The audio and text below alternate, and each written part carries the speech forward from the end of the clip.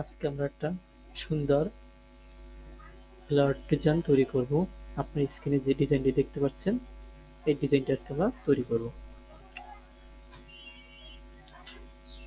প্রথম আমরা টুলস বার থেকে একটি রেক্টেঙ্গেল টুল নিলাম, শিফট এবং অল্ট ধরে রেক্টেঙ্গেল টুল নিলাম।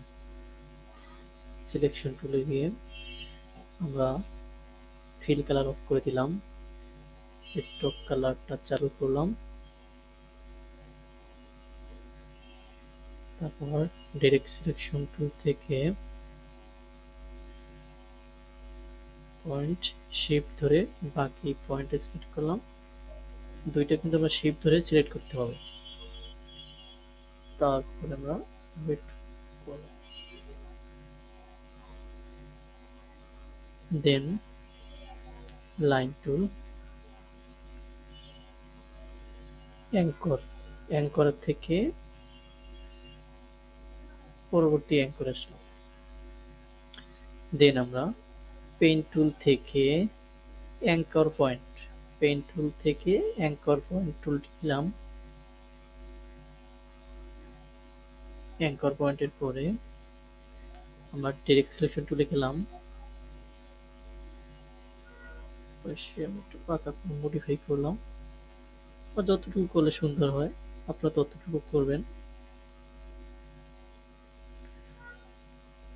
ডাইরেক্ট সিলেকশন টুল,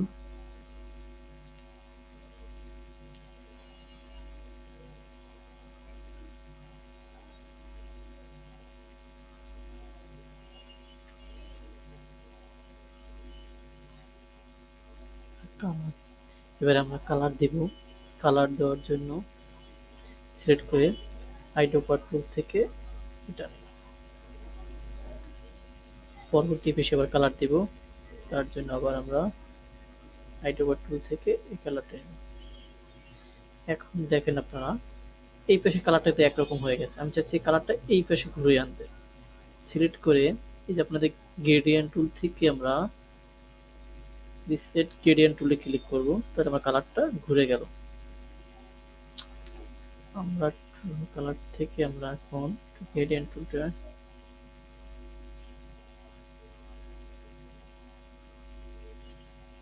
মডিফাই করে নিচ্ছি।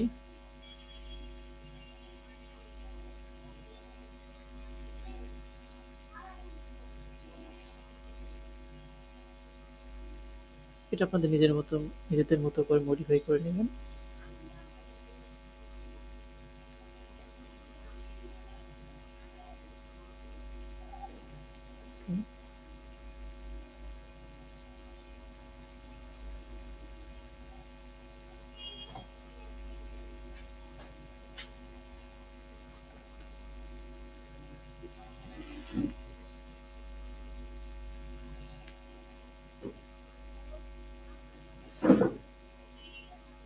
দেন আমরা গ্রুপ করলাম,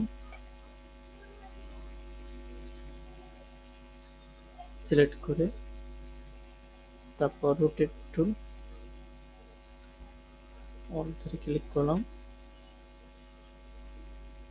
360/4 কপি, কন্ট্রোল ডি।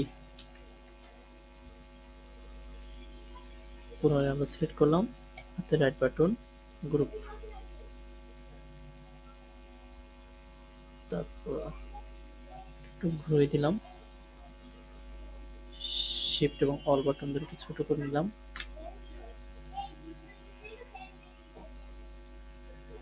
দেন একটা রেক্ট্যাঙ্গেল নিলাম আমরা পিছনে ব্যাকগ্রাউন্ড দেওয়ার জন্য।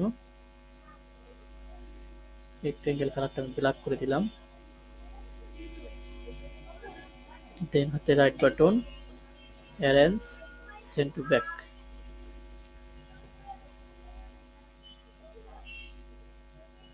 দেন পুরোটা সিলেক্ট করে হাতে রাইট বাটন, তাহলে আমাদের সুন্দর একটি ফ্লাওয়ার ডিজাইন তৈরি হয়ে গেল।